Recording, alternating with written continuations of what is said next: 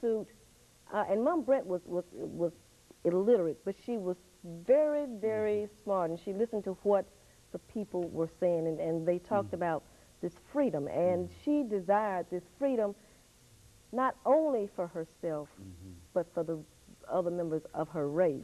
So her case is important because, one, it went after not only the petitioner's freedom, but the freedom of all of those, and secondly, because that case used the Constitution of the colony to attack the institution of slavery. Another little known fact. Another little known history fact that African American women have played down through the years. Of course, like I said, everyone is familiar with Phyllis Wheatley and her being the first African American woman to publish a book and the second woman in the country to publish a book on poetry. So during the colonial period, you can see that we were very active. You know, black women did not perceive themselves as being passive. They were very active persons. And they looked at things that they could do not only for themselves or for their families, but they also took the community. They had the community in mind. And I think that is exemplified throughout. If you look at the founding of the National Association of Colored Women and their motto, lifting as we climb, that implies that you're looking at more than just self. It was a community-wide type of interest that they had.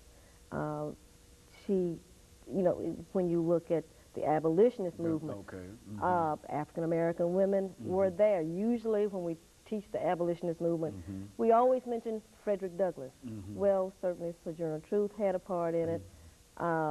If you want to even call Harriet Tubman an abolitionist, this is a woman who was born into slavery, escaped, saved up enough money, went back into the South, first to bring out her sister and members of her family, but she made approximately anywhere from 13 to 15 trips back into the South and eventually brought out anywhere from 200 to 300 persons. And she was a very stern conductor of the Underground Railroad.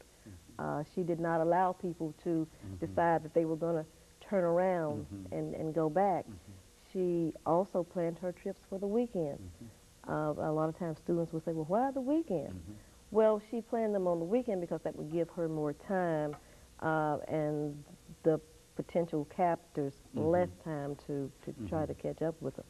So we have been not just active, but I think we have been proactive. You know, I think that the names that you mentioned are very, very important in the sense that these names really highlight some very, very significant individuals, and certainly we know them as females, but I don't think that we've ever really put them together, and especially when you talk about the coming of the original 20 people to Jamestown. I know personally I've heard that story time and time again, but we never thought in terms of the gender makeup. And I guess had I been queried in reference to that, I would have simply have assumed that they were all men simply because I've never heard anything said in reference to it. And I think that that's essentially what we're trying to yeah, and you know, I think basically, you know, we know that more males came out of Africa as opposed to females, but there were at least 3, and that again, as I said, is a very little known history fact. So, you know, things like that are the things that I try to